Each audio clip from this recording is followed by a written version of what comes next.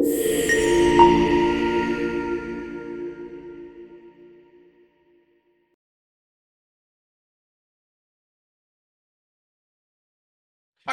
now in front of us, we have Tristan Lomberg, who is coming to us from Auckland.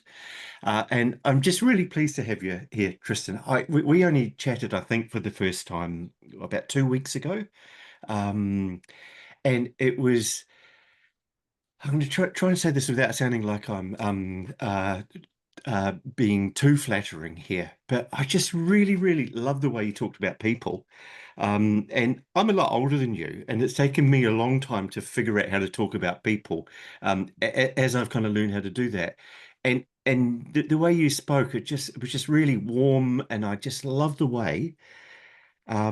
Actually, I feel, to be honest, I feel a bit jealous that you seem to have people skills that I haven't got until until my 50s. So I'm setting you up here now to with a lot of expectations. But I just really like the language you use and the way you thought about things. So uh, yeah, welcome. Thank you. It's so good to be here, and I'm very gracious of you, Clark, to say all those wonderful things. But yeah, really honored to be able to chat with you today. Hmm. Well, you're very, very welcome. And I just thought that the best way maybe how about I know enough. Actually, Todd, you've got a voice for this. Could you introduce Tristan? Oh wow. Okay. Um, Tristan, I've known in the Agile circle and Agile community for a good while, and actually had the pleasure of working with him and for him recently. And he is, yeah, a genuine, authentic person, good people person, and really focused on positive impact. And so, yeah, he's well respected in all the circles I'm around with him, and an excellent source for yeah, just improvement in general. There you go. Lovely. And Todd, you work at Countdown, where you used to work with Tristan, and Tristan, you're Yep. now with Air New Zealand, I think. That's Yep. correct. Yeah. Excellent. Okay, cool. Thank you very much, Todd. That was really good of you. Right. Now, what I want to do with this is I want you to actually do most of the talking, Tristan, but I'd love to ask for others to ask questions. But I wonder if we could start. I'm just going to spotlight you there. I wonder if we could start with you told me a little story that just made me just smile. It was about how you were sitting in a meeting and someone said about contrasted what the way you worked and what you had achieved somewhere at some stage, with what a consulting company would generally the approach they would take. I wonder if you could maybe just tell us about that, because I really like that. Yeah. So this is kind of the ending after the work. So I'll tell you the ending, and then we can flash back. Um, but so this person was part of our governance group, head of procurement, and I'd helped to turn around a team. And he said to me, "Look, Tristan, I've always worked in consultancies in the UK, and the way that I've seen people turn around teams is they send someone in and they go, 'We cut, cut, cut. These people are underperforming. Get rid of them. Get rid of them.'" And he said, "I've never seen the way that you've done it, which is actually get alongside the team, fix some of those root problems, and turn them around." Which I thought was, yeah, pretty cool. Love that. That kind of that's why I wanted you to come on. Just for that. We can finish now, but that contrast between those two modes, one like is like cutting down, the other one's lifting up. And I just really like that, and so I'd like to talk more about that. And how about I shut up and you just tell me, just tell us more. Sure, yeah. Feel free to jump in with any questions or anything along the way. But it's kind of started 5 or 6 years ago, and I just come off a big project, really successful. It spent about a couple of years with a couple of teams, and I was getting quite comfortable in the way that things have been going, really successful. And then I made the mistake of asking my manager, "I need a challenge. I need something difficult to go to, right?" And it's a bit of a worry because she didn't even hesitate, and she was like, "I think I've got the team for you." And so I was like, "Okay, tell me about this team." And it was a team that was half internal and half external consultants. And so we brought in some specialists paying a lot of money to deliver this piece of work. And basically, it was well known that the team was underperforming, very frustrated. They weren't, all of their deadlines are being pushed out, not going at the speeds that they thought they were. There was some people issues going on. And I think she might have said as well at that point that there's a bit of an us versus them going on. And so I was like, all right, I said I wanted a challenge. I'll take this team on. Let's see how it goes. Can't be that bad. And the first couple of things that I observed, so went downstairs because they're a level lower than us, and went to go and meet the team, and there was only one person there. The BA is sitting by herself, and I was like, "Hey, how's it going? I'm Tristan. Where's the team?" And she said, "Oh, they've all gone out for coffee, but the other person who's internal has not turned up to work today, and I'm not going to go to coffee with them, just me." And I was like, I think my jaw dropped a little bit. I was like, and she's like, Mm. yeah, I know, like that's not a good thing, but that's sort of the state of where we are.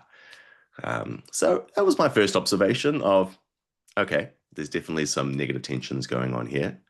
And this team was working in an agile way. I was taking over from a previous Scrum Master in there, and so they had a retrospective, and I got to come to observe. And this was going to be the last retrospective that this other person, external person, was running. And what I observed there as well was there was constant kind of negativity, below the line comments that were just being thrown out. And it's like, oh, look, we're a terrible team. Nothing good is happening.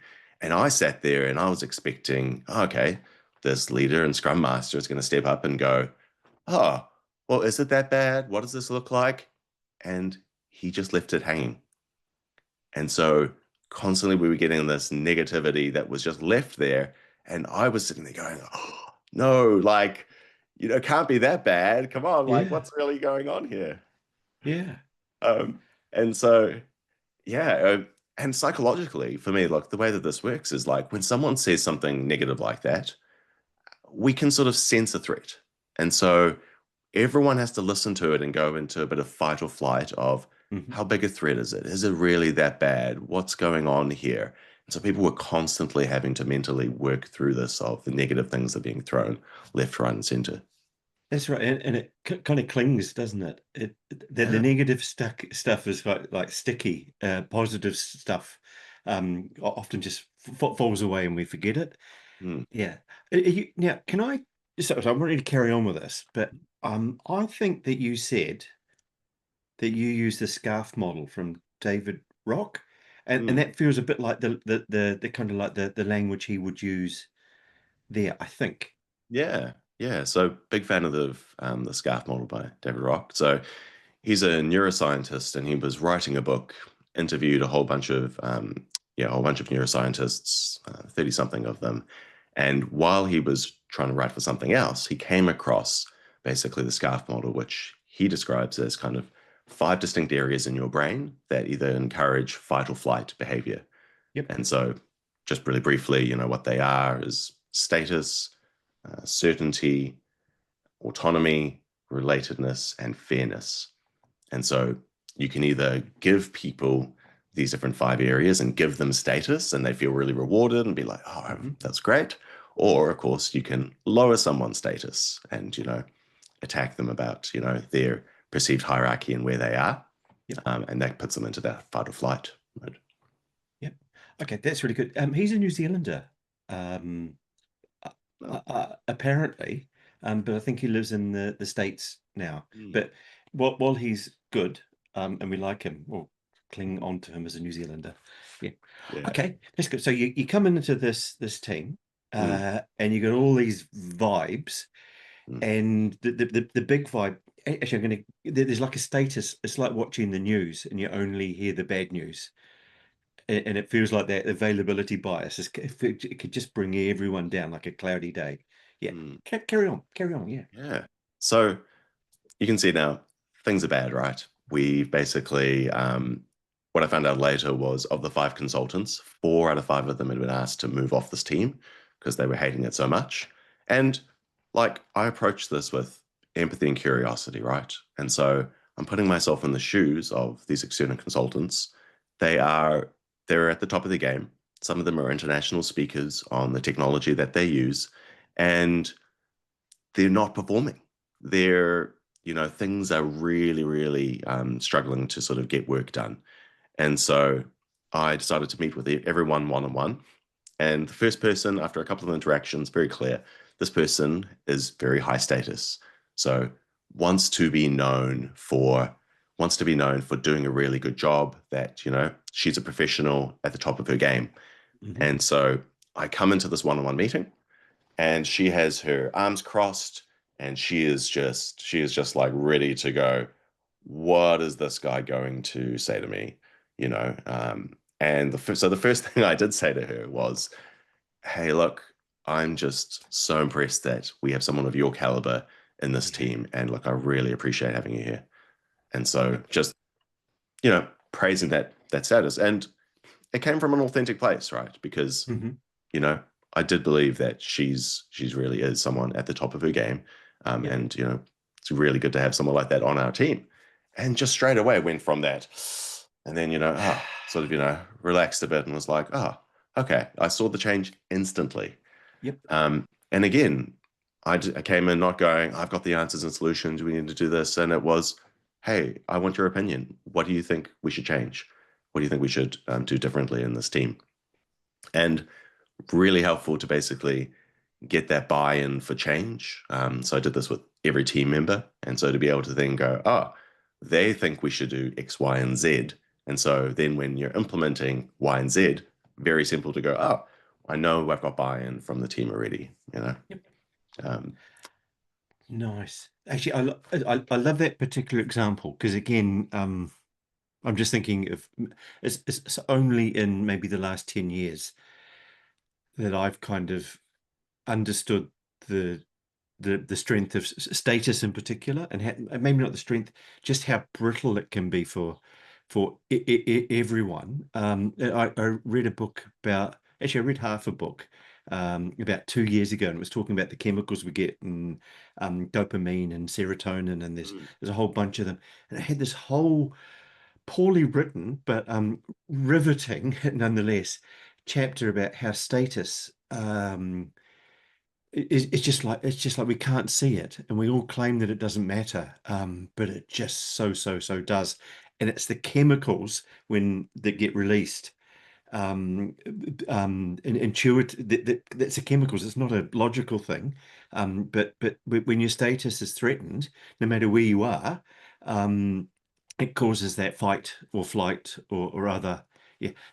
Okay, so you picked that up from Scarf, but it made sense when you saw it. You could actually see that visible physical change with that particular 100%. person.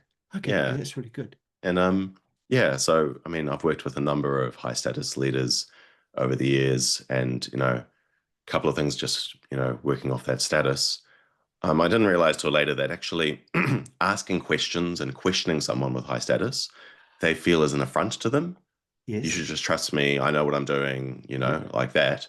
And so it makes it really hard when you're trying to be a coach and you're Mm. trying to be, curious and inquisitive. And so with one person, I was like, I'm not getting anywhere with this person. And when I sort of identified, okay, they're very high status, what I ended up having to do was, again, praise them publicly in that group and go, that was a really good idea that, you raised their clock. Mm. And did that a few times. And what that meant is, again, brought their walls down, and it meant in one-on-one conversations, we started actually partnering up as a team. And, I was like, look, I want you to succeed and you to look good. How do we make that happen? Yep. And that person really turned around. We got some really good work done in his team, his area.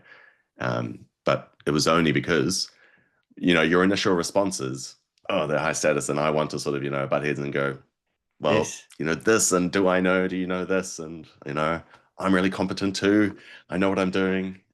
But And everyone, and I suspect, uh, like all of us here on this call, we're playing that dance all the time because we are probably, reasonably high status people ourselves. We have to have that in you to be to be successful and to cause change and to work with people. But you've also got to, okay, I like that, the butting of heads. You want to avoid that. You want to, okay, and you want to avoid resistance. You want to just, you just don't want to get things where you're fighting. Mm. Because if you do, you don't win. None of you win. No, Or maybe one of you wins, but it's probably not going to be you as the coach. no, definitely. So Okay. one of the major things that I was doing to help this team was because there was so much us versus them language in all their interactions, that whenever I heard it, I was reframing it to kind of this non-violent language. And so I was hearing things like, so, hey, your lead developer is going to be going on holiday for a week. I don't think you guys know what you're doing to be able to continue to build this product without it. And so I would then go, oh, pause for a second. Sorry, I'm hearing a concern that there's going to be areas where we're going to be missing out on her knowledge when she's away for a week. Can I put that back to the team? What do you guys think about that? Is that right or is it not? And the team would then go, yeah, actually, there's 3 areas where she knows vastly more than the rest of us. We've had handover for 2 of those, so there's only 1 left. I was like, great. Well, let's talk about that last one and get some shared understanding, and then we can go from there. And so it went from an unknown boogeyman of this person's going to be away, we're not going to get work done, oh no, to actually, it's these 3 things we need to be concerned about. 2 of them we've already mitigated, just 1 left. So that was the certainty. It gave them, it reduced the uncertainty. Yeah. And it also got them, I'm just looking at the scarf model here. So that's the C. And then the relatedness was probably the other bit because they actually started talking together. Yeah. Okay. Actually, that's nice. Oh, yeah. Keep going. I've only really recently understood this relatedness sort of side of things, because one of my highest trigger areas is actually relatedness, which is like I really want to be part of a team and join in, and connected. And the negative side of people who are high relatedness is they can be so much of we just want to be nice and be kind that they don't actually stop those negative behaviors, kind of call them out and get people to actually act in the right way. So it's something for me that I need to work on. But the way that it was working out in this team, the previous Scrum Master was going, okay, like talking one-on-one, and they were like, hey, I'm really upset about this thing. It's not going very well. And he was just going, yeah, it does suck. You're right, and just kind of agreeing with them. But ruinous empathy doesn't actually, get people forward to going in the right direction, right? No, you need to sit together. And so Graham Scott, who's sitting there, he and a mutual friend of ours, Carl, we some of the stuff we did with TOC, a big part of it is around conflict resolution using a tool called the evaporating cloud. And Carl says something that I said versions of it myself, but and I can't remember exactly how he says it, but it's just so it's something along the lines of the teams that solve problems together to kind of like improve together. And it's like the actual act of problem solving rather than problem avoiding builds a relatedness, doesn't it? It gets you gelling, and because then the enemy is the problem rather than the other guys. Okay, I like that. Keep going. If there's and yeah, you keep going, and we'll keep nodding, and then we'll ask you some questions. And if you run out of stuff, just stop and we'll regather. Yeah, no, it sounds fantastic. Yeah, so in the team, those are probably the major kind of scarf elements that I would say. Yep. Yeah, autonomy, not so much an issue. I guess with the fairness, there was definitely that us versus them, and so is it fair, with different things happening. And one of the key things for fairness is it's not enough to make a fair decision. You have to actually communicate the logic behind it so that people can see why. Yes. So I'm thinking about like I've got 2 daughters, and like one will be, if one gets a sweet or goes to a birthday party and she gets a goodie bag at the end, the other one will say, Daddy, that's not fair, it's just not fair. And you say, well, I know right now you're not getting lollies, but actually every time you go to a birthday party, you get the exact same one. And in that context, it is fair. And so Yeah. being able to, again, reframe certain things, explain your logic, helps to create that fairness. And again, That's a lovely example, Tristan. I like that. I think most of us can probably relate to having been a kid or having had that situation come up. Okay, that's really nice. Okay. yeah. Yeah. And so going back to this team now, I'm reframing a lot of this stuff. We start to also use a lot more data to get work done. So we're tracking all of their work, obviously, but we identified that sometimes coming into what we have our daily stand-up, they weren't actually keeping the board fully up to date. And I said, can we have a commitment here that coming into this meeting, we'll make sure that our tasks are up to date? It's like, yep, got on board, which allowed us to then give insight into, we need to start this in order to actually complete it in a few more days' time. So focus on that. We made clarity of the impediments, that things were blocking the team. It was a major point of contention for the team. And so having clear ownership, who is it? What are we doing? What's the next step? We had that. I was owning a lot of that sort of stuff. And so this team started to really kind of transform. And the end result was we tracked things in velocity through story points. We lost a couple of members of the team that finished up kind of their work, and the total story points continue to go up. And in fact, ended up being 200% increase in story points per person that the team was now achieving. So we had 16 weeks of completely straight, and yeah, 2 to 3 weeks after I joined, it just went basically up and up. And that so was because of the gelling of the team. Would yeah, that so be? the biggest thing was that, yeah, that conflict. They started to trust each other. They started to, have that relatedness come back together. But a bit of also, data and focus and things. And yeah, their outputs just went through the roof. I like that. And Yeah.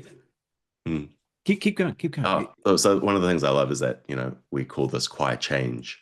And it was really funny. One of the managers from the consultancy, because they're in the steering group, right, getting these updates, and it's like, oh, this has all turned really positive, and they were like, so they had one-on-ones with the consultants, and they're like, What's going on? that Tristan guy, like, is this actually working? Like, what's he doing? And and they were like, and the guy, told me afterwards, he's like, I said to him, I was like, well, yeah, these little changes that he's been making, they're, it's working. We're enjoying it. We're getting more work done, and this is, really cool. So it was really cool to hear it, yeah, from people themselves and feeding that back up and things like that. That's really. I just like that because it feels like it's interesting that the way we started like the consultant way versus the coach way, and I don't think it's actually that because I've worked as a consultant. I work as a consultant, but it's often just the personality can be one bit, but it can also be whether you deliberately want to go in and build a team that actually gels together.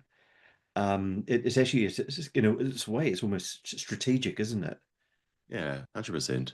And look, I think we should actually balance this with I don't believe that people should just be basically going, oh, if we all just get along, that's Yeah, 100% of it. Hold hands, come by out. Like, I'm not a fan of that sort of coaching and leadership type thing. So there was an example of there was, one person in the team who was treating others quite poorly. And so we did actually need to deal with those behaviors. yep. And, for me, Todd and I talk a lot about our values, which is really cool. So it was really cool. The first time when Todd sort of joined my team, he opened with, "Can we talk about like, what do we value?"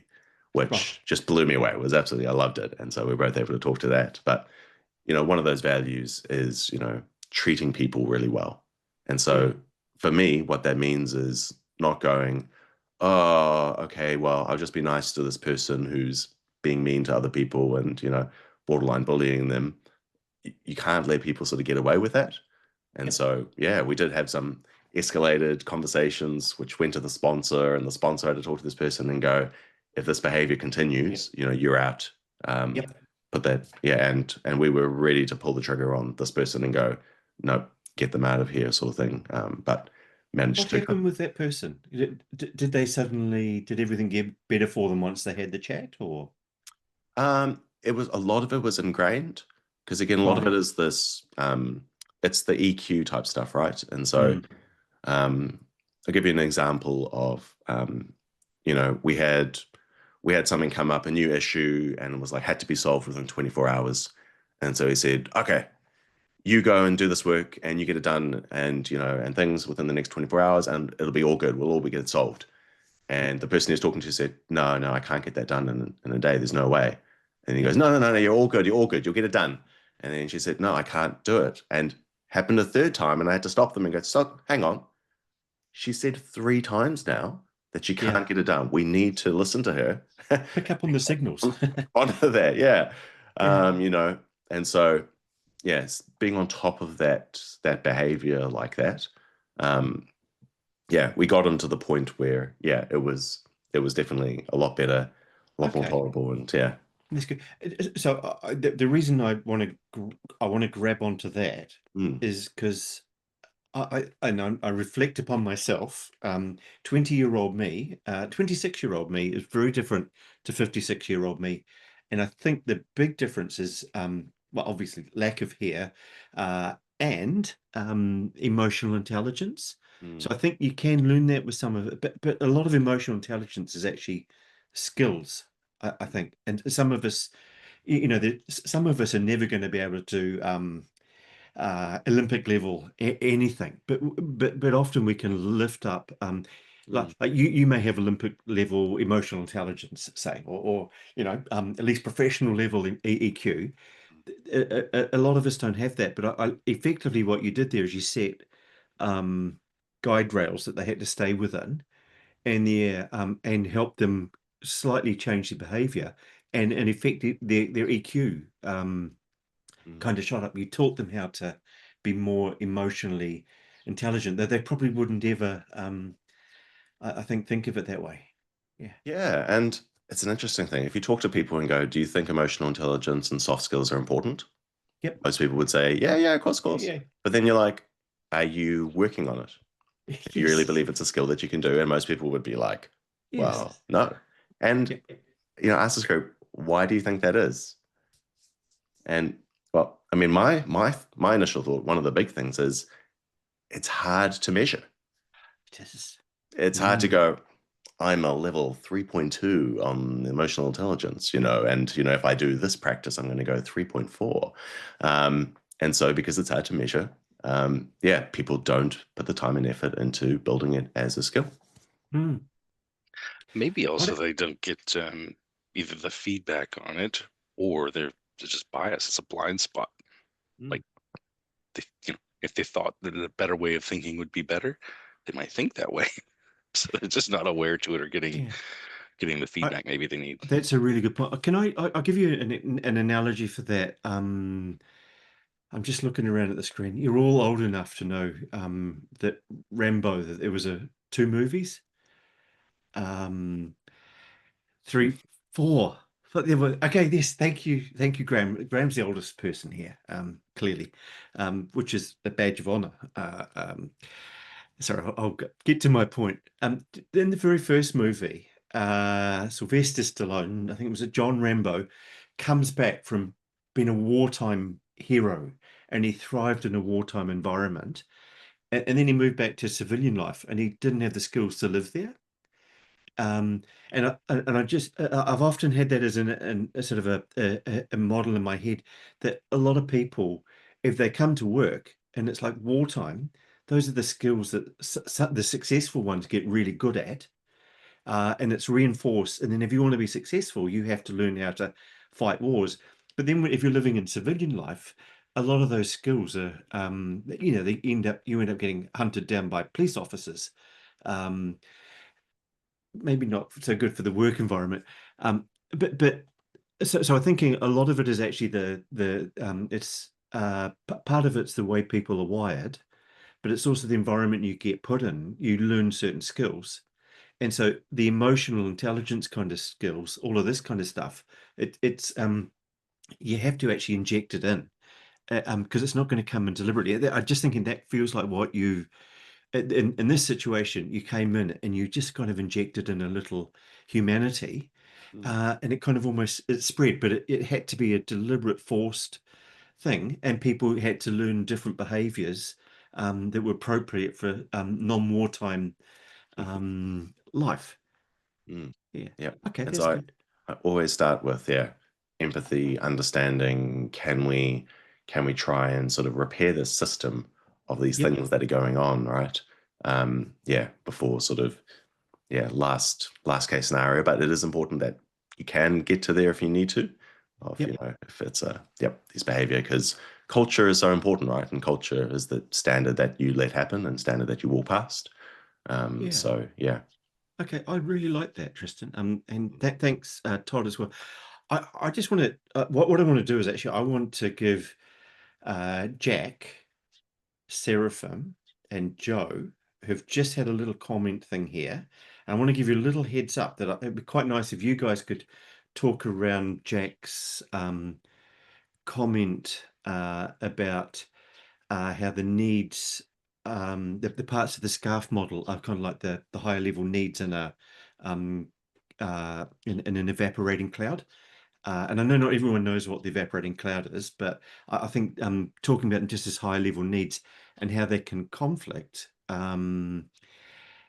is actually really useful. And I want to, because I'm the host, frame it with something clever I learned on an economics podcast. This I listen to it every week. I can't remember what it's called, but the guy had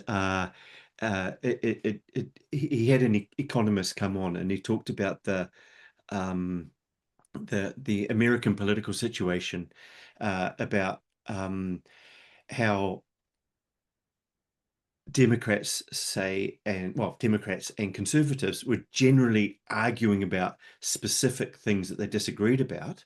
But when they argued it, they were actually coming from quite different um, preferences in what they needed, what their needs were and what their values were. So they would argue, and they couldn't understand why when they were arguing, and they were explaining in them in terms of their values, it was pushing the other ones off because it fought against those values. Mm. And I can't, I don't want to. So like it would be traditional versus say freedom. Two quite different things there. Sorry, I'm over talking this. I was just wondering, in Jack, my wise friend. Would you kick off with your little comment there? Because I think that's quite insightful. I don't know if it's that insightful, but just the way you were describing the scarf needs that somebody might have just felt very familiar to similar conversations that I've had with teams and with people of like, why don't they see things my way? And it's totally like if I'm coming at it from a position of status or whatever, I'm going to say things and hear things in a different way than if you were coming at it from a position of relatedness or whatever it is. And just a nice little it's another set of ways to think through how are people coming at this situation, right? This one is one way. You've got your take your pick on the various personality assessments, but all of those help us think how are people thinking of this? And then, from our Clark, I still love the hands, the shoulder, and the head model for the conflict diagram. Because if there's not a common head, then the conflict is going to persist. Um, but it's a fun.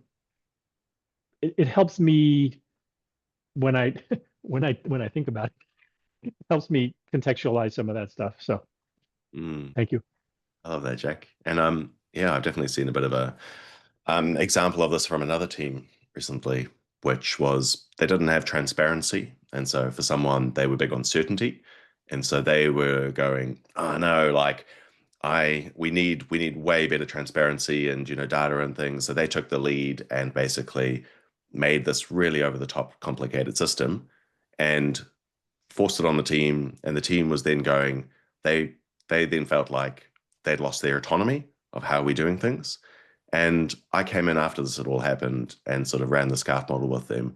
And there was a giant team that ended up splitting, but like 18 of them, and 16 out of 18 said their highest trigger was autonomy. And so I was sort of sitting there going, this is weird. And it turned out that it was because of, that person who had come in and said, I have a need for certainty. We're not doing it. This is how you do it. And Isn't that interesting that it's not often, if I would, Jack's point about the cloud is that the conflict diagram is it's not necessarily the solutions, it's the things that feel jeopardized. It's like when I use the cloud, I use this model of you, on the one hand I want to do this, but that jeopardizes this important need there. It's like being jabbed in the shoulder, and if you don't have any sense of what that value is or that need is, you're just going to keep shouting louder. Do this, do this, do this. Okay, I like that a lot. I just wanted to add in there that I remembered it's Econ Talk. Really, really, really good podcast. It's been almost, I think, 15 years. And the guy that had the stuff about the politics was a guy called Arnold Kling, Kling, no relation. And it was just a really interesting episode because, of course, if you've got politics, everything makes sense from your point of view. And when he put it in this way, you suddenly realize what the values of the other side were. It was kind of like, oh, I'm old and I didn't know that.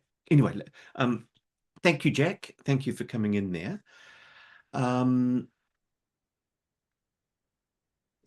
Actually, sorry, I know we were supposed to be talking. I just want to share something that I remember. It was just an accidental thing I did once. It was with, and had a lot of people just liked it. It was pure accident. I was working with a bunch of, we were actually called Agile experts, but this is in the very early days of Agile, and it was when I worked with General Electric, and we all flew into this thing there, and we were sitting in a room, and we didn't really know each other, and we just sort of said, hey, I just said, hey, we don't know each other, so how about if we, I don't know, start and just say, what do we want to get out of this job? And so like everyone said, yeah, okay. And I said, well, I mean, I'm writing books. I want to spread the word. I want to be a thought leader. Da, da, da, da. Another guy said, I'm just sort of doing this as a stepping stone to senior management. And another one had another angle and another angle. And it was really interesting how we were doing the same job. And I'd assumed that they were all wired like us, but it kind of made it easier over time because like the guy who was looking for hierarchy success, he wanted to move up the ladder. It made it much more, it made it much easier to cope with when he did things that didn't make sense from what I wanted out of the job. And he would do things that, oh, okay, that fits with what he wants. And it also meant that he could do things that we couldn't. But lifting up and it's just, I'm just thinking, you and Todd sat down and go, what do you value? It was effectively the same conversation. And then it's much easier to solve for other people's values if you actually understand what they are. Yeah. Okay, right. Enough of me talking. What next, Tristan? Yeah. So yeah, maybe like kind of alongside this as well, did use the 5 dysfunctions of a team as part of that. Don't know if people are interested in that, but it's a Patrick Lencioni model. Thanks, Jack. Cheers, Jack. So yeah, really good there because again, very clear that there was a lack of trust. And so in order to be a high performing team, you need to start with we trust each other. Once we trust each other, we can have positive conflict. Once we have positive conflict, we can actually commit to doing work. Once we have commitments, we can hold each other accountable. And then once we're accountable, we can focus on the results that really matter. So really building people up, along that. So yeah, that was also something that's really useful in that situation there. Yep. Okay, that's really good.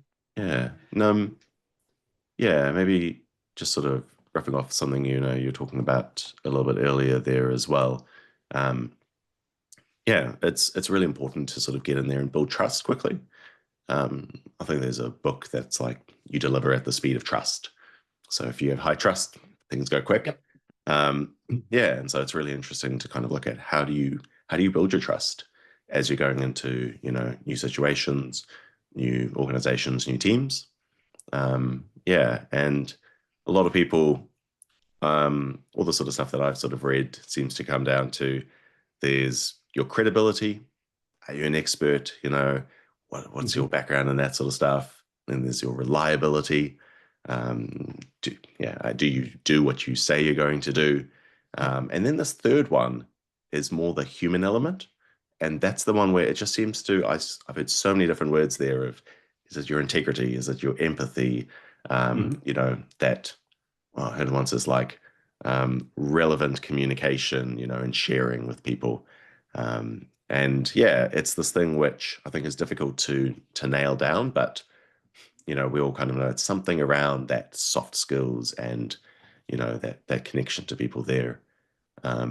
And yeah, what I've seen around trust as well is that a lot of people use, we've got these biases, and one of them is the halo effect. So if you're good at one thing, people go, oh, they must be good at everything else. And it's a bit like that with trust. So you can use that to your gain to kind of go, cool, here's something I'm really good at. And people go, ah, we must be good. And, so if you're like seeing this and you're like, oh, I must trust Tristan, he knows what he's talking about here. It's like, we've also got to go, well, what's the domain? Certain domains, I'm fantastic at. But Yes. if you're asking me to fix a car, Clark, you shouldn't be trusting me.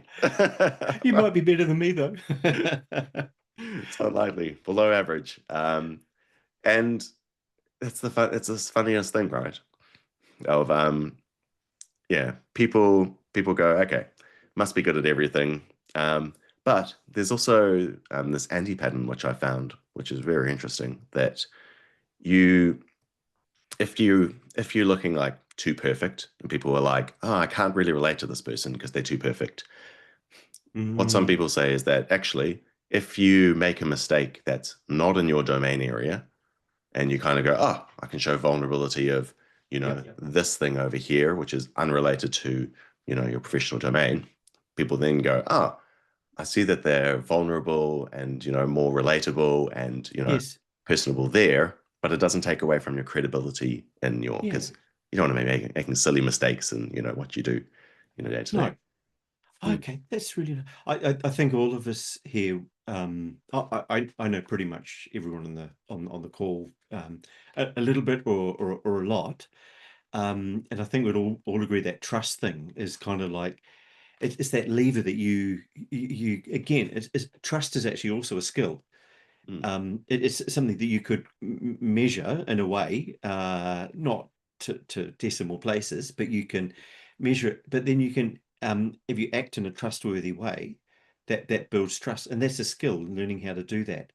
Okay, hey, Tristan, I want to change direction slightly. I'm really enjoying this, and I want to use you as kind of like a little guinea pig that the rest of us can dissect. So this is going to get, it's not going to get difficult or complicated. And it's mostly, I'm just trying to frame it as, I think, so when I started doing this, I said how when we spoke the other day, I just liked it because you seem to have figured out a lot of things that I figured out very, very slowly, and painfully. And I know some of those have come from like learning books and frameworks, which is what I did as well. And I'm just thinking again of myself. I think I've always been a nice person, but I think I'm a lot nicer now than I was in my 20s and 30s because I figured out how to get stuff done in a nice way, and I didn't have those skills to do it. So what I'm wondering is nature, nurture, for just thinking of yourself, and I know it's a bit awkward, because you want to be humble about it as well. How do you think, did you ever head start with this kind of this soft people stuff, or has it been difficult? Have you had to learn it? Yeah, great question. Look, I think with nature, there's definitely a lot of. I feel like I come from a great family, and when I look at my family as well, so my dad is very process driven. Right. He was in the army for a couple of years, so very kind of like, yep, we do this, go sort of thing. Yep. But my mum is much more intuitive and Right. very very good with that sort of side. And so Yep. I'm trying to be the best of both worlds, where have some really good processes, but equally, take into account of like, that using that empathy and that heart and that intuition and sort of do that. So you had both of those, and you probably a lot of that brushed off, and there were things that you learned by nurture from your parents, I suppose. Yeah. Yeah, so definitely they instilled in me a lot of values that were very much, people oriented. So, Mhm. done like that. Turns out that I've married a woman as well who's just the sweetest person on earth. So, she's always looking out for, people who are less fortunate and trying to help them and things like that. So that definitely rubs off Yep. on me as well. Yep. Yeah, and maybe one of the game changers for me was about 7 years ago, where I had a loss. I went and interviewed for a role and I didn't get it, and I was like quite gutted. And I reflected back on that, and I was like, you know what? I haven't been learning too much in the past year or so. I've been resting on my laurels. And so from there, I was like, I don't want to be in that place. Ah, And yeah. so using that kind of process type of thing, I worked with a coach who was coaching me at the time. And she sort of took me through what's my best, when do I work best?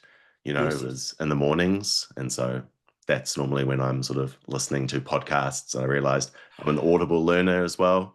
Yeah. Yeah. So I'm like, okay, reading books wasn't helping me. So, I was just listen to stuff.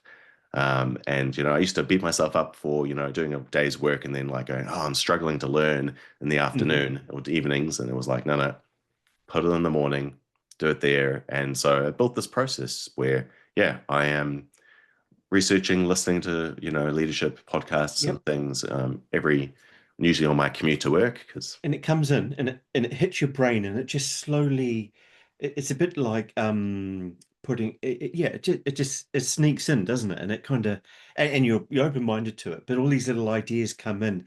And then did you find that then this has been my experience, that then when you get the ideas and you would sort of start talking about them with other people, kind of like what we're doing now, that they would almost like embed in your head, and they would become real.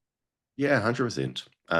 So I've got a board where I sort of harvest my own stories and insights, Yep. whether it's from other people or the examples. So stuff like this, I'll go and like, write it down. And so then I can come back now.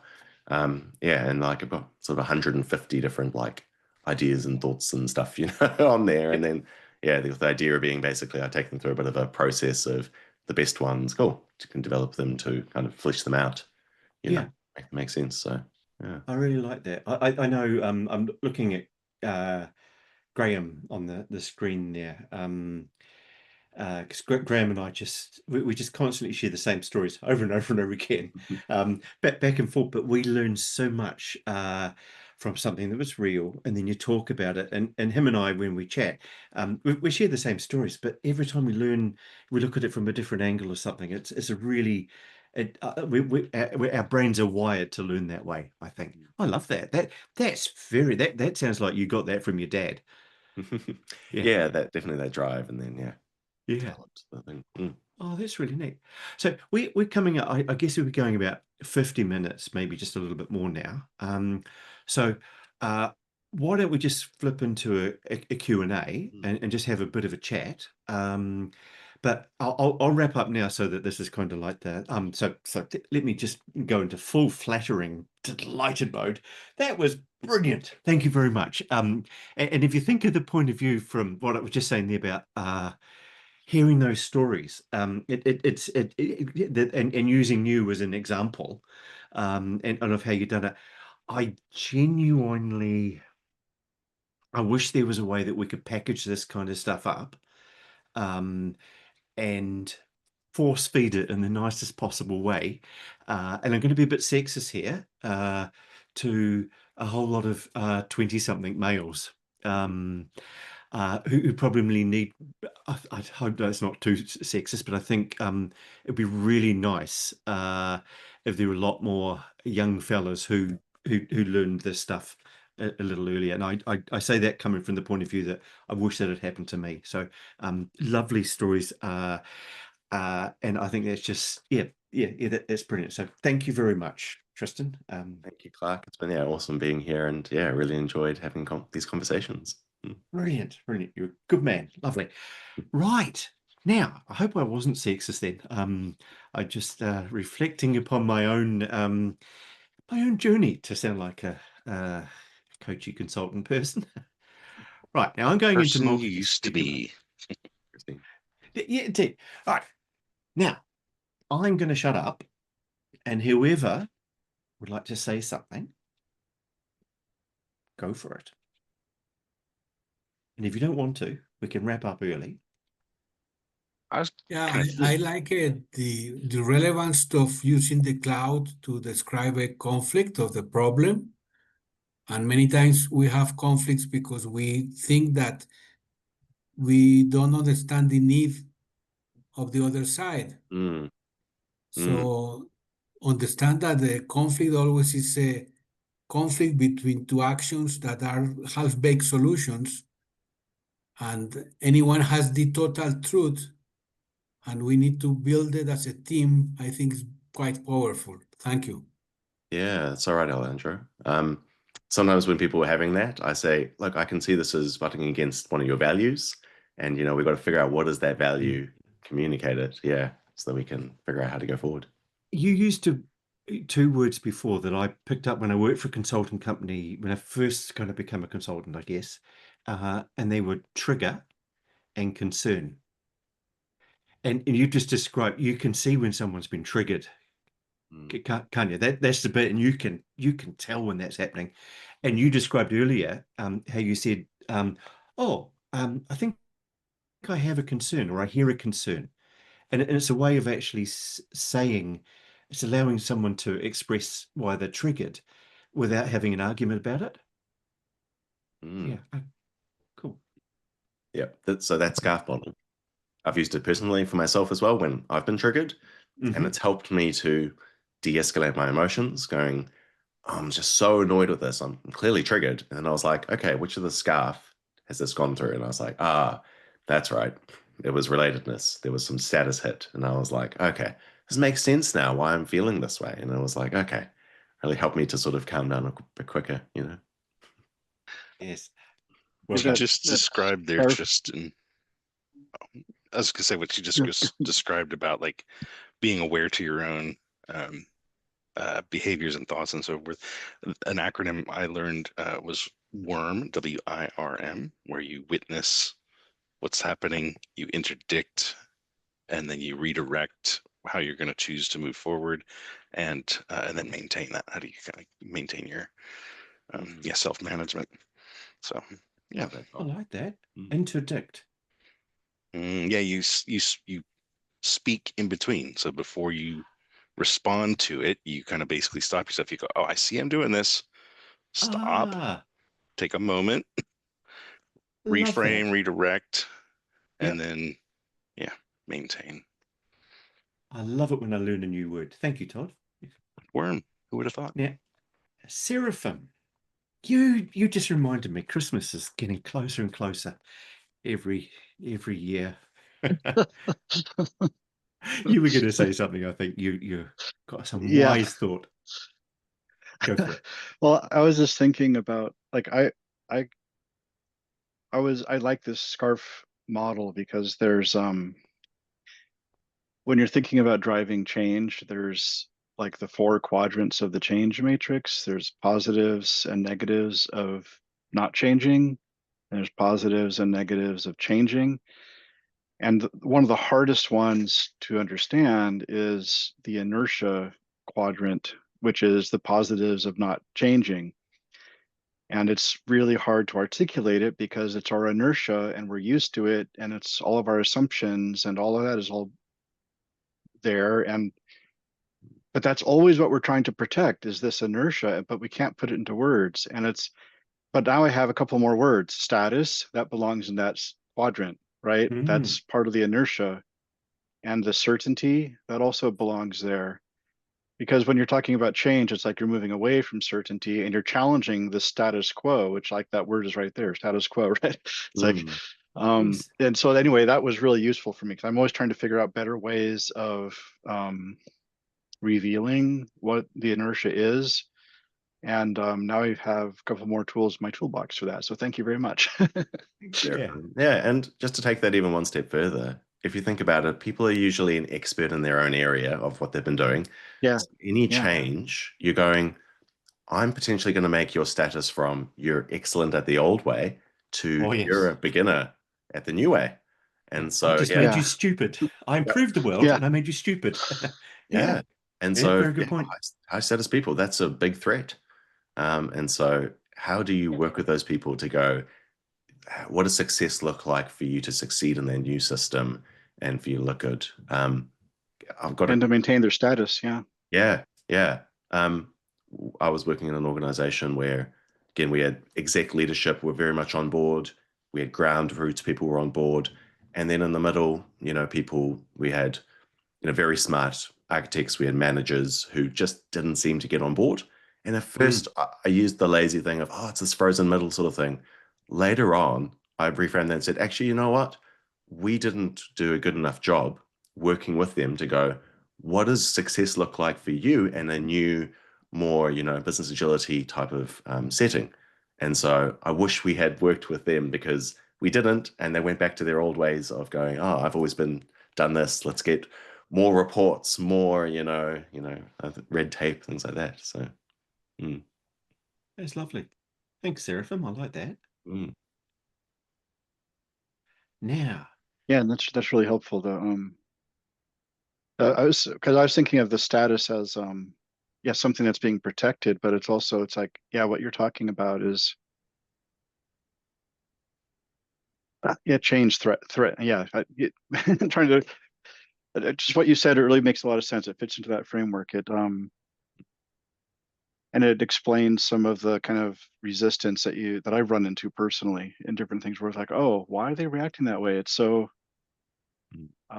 emotional, so defensive, and I didn't realize I was triggering something there. But now I know, I can see how I was triggering status defenses. That's interesting. It's really interesting, isn't it? And when you see it in yourself and you go gulp as well. I got invited to a conference a while ago. Would I come to the conference and do this? And they didn't want me to be the keynote. And I was like, oh God, in my own head, I don't think they saw it, but in my own head, I was kind of like going, well, how insulting is that? And I started telling myself stories about them when the story was about, I was triggered, the status. One Now, of the Joe, go for it. I was thinking of the status one as well. It's when you're bringing in a change, and I've seen this happen a few times now.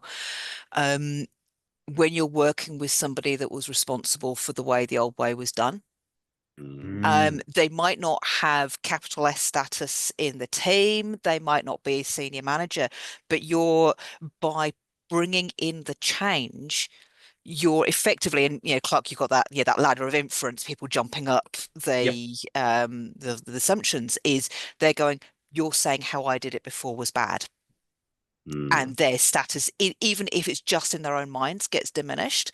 So it's having to work with the people, and sometimes when you're coming in new, you don't know who was responsible, and I've been bitten by that. And it's just having those conversations and then work out how you frame things in a way that doesn't make people feel bad about, you're telling me that the old way I was doing it was wrong.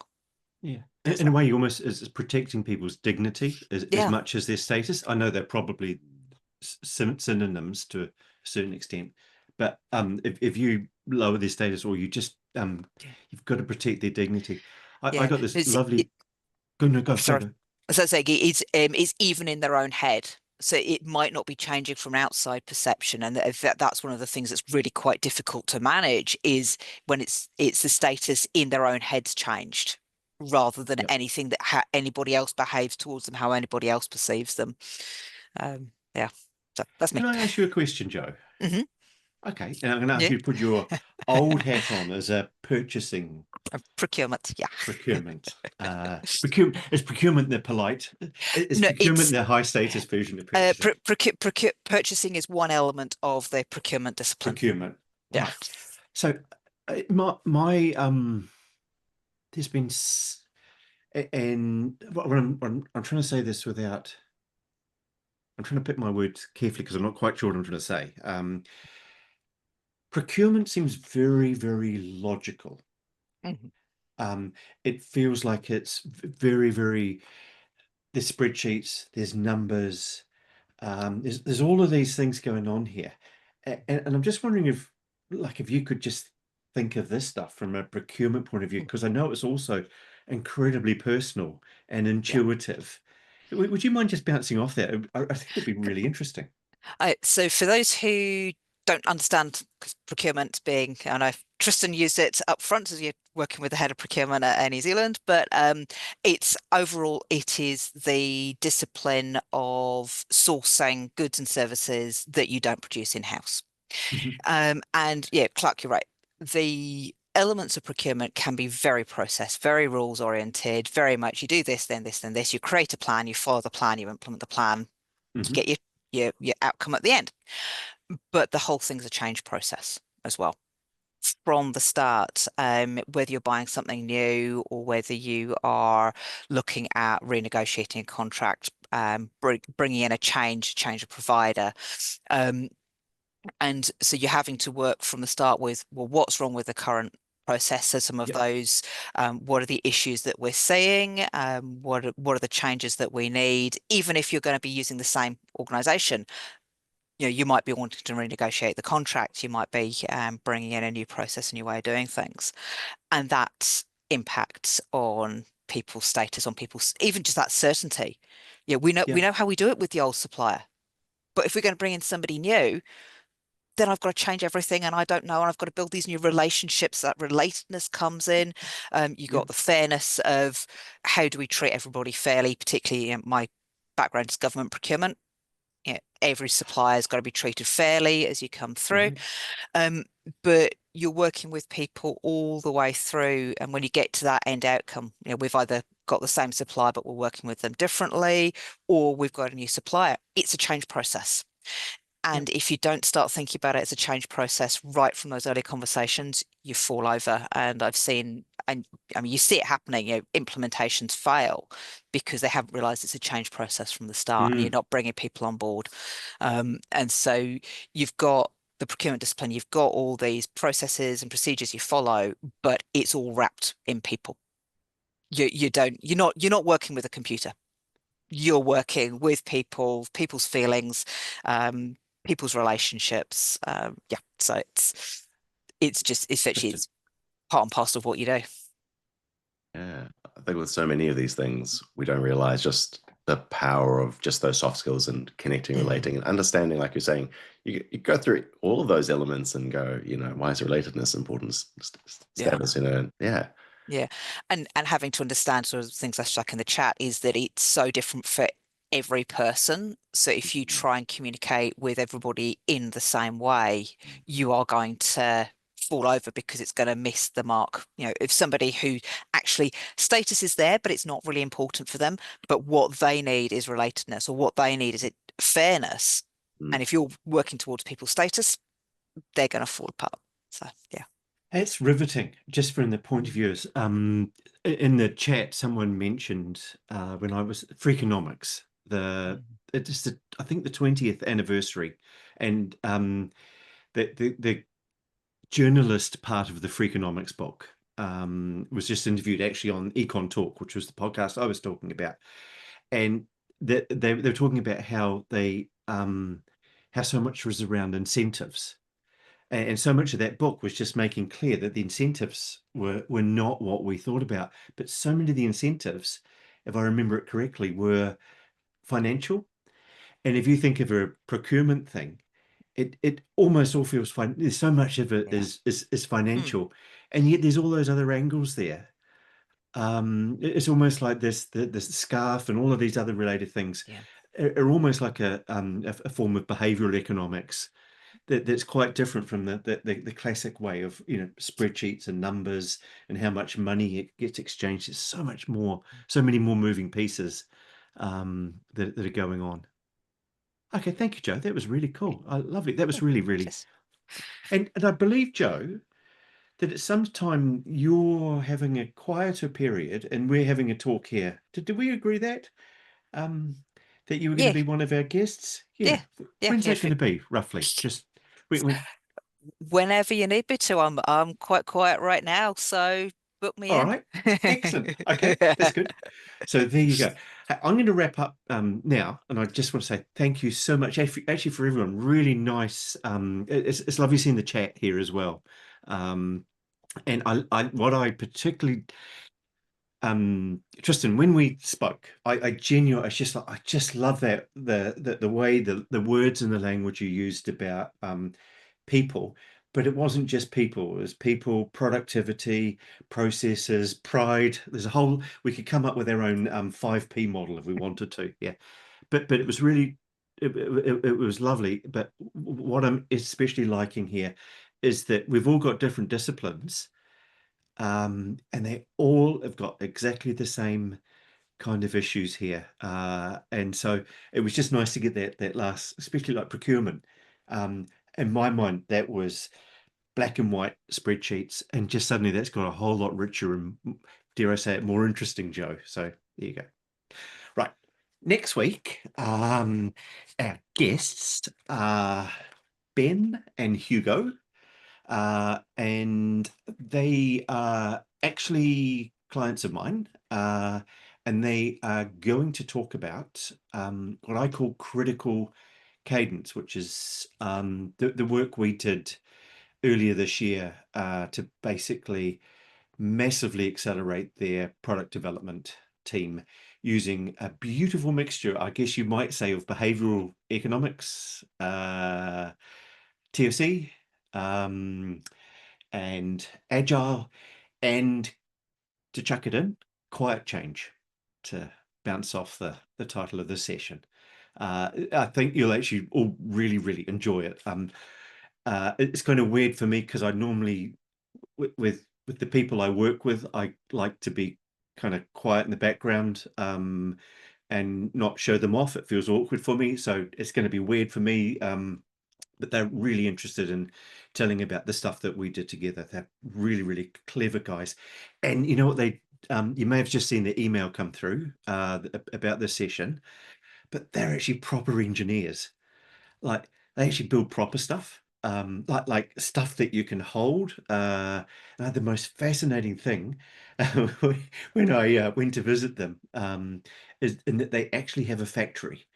And so that was really, really, really cool. And I think if you can come along, you'll all enjoy that. And for some of you, there will be no surprises. But the thing I'm most proud of in this is that the realization that I had that what they were after, they were looking for critical chain, which is project management TOC way. But actually what they really wanted was what I decided to call, thanks to a long chat with ChatGPT, critical cadence. So it's kind of like a cadence where they were delivering new product, important, critical new product, drip, drip, drip. So they had a drip of releases. It's kind of like that top level view, a critical cadence of finishing projects rather than finishing one project at a time. So I think you'll all really enjoy it, I hope. Tristan, thank you very much. Yeah, thank you, Clark, and thank you everyone for questions, conversations, and being such a great audience. Cool. And thank you, NJ, in the background, who's been quietly muting you all and letting people in. Okay, see you all. Have a good day. Take care. Everyone, bye-bye.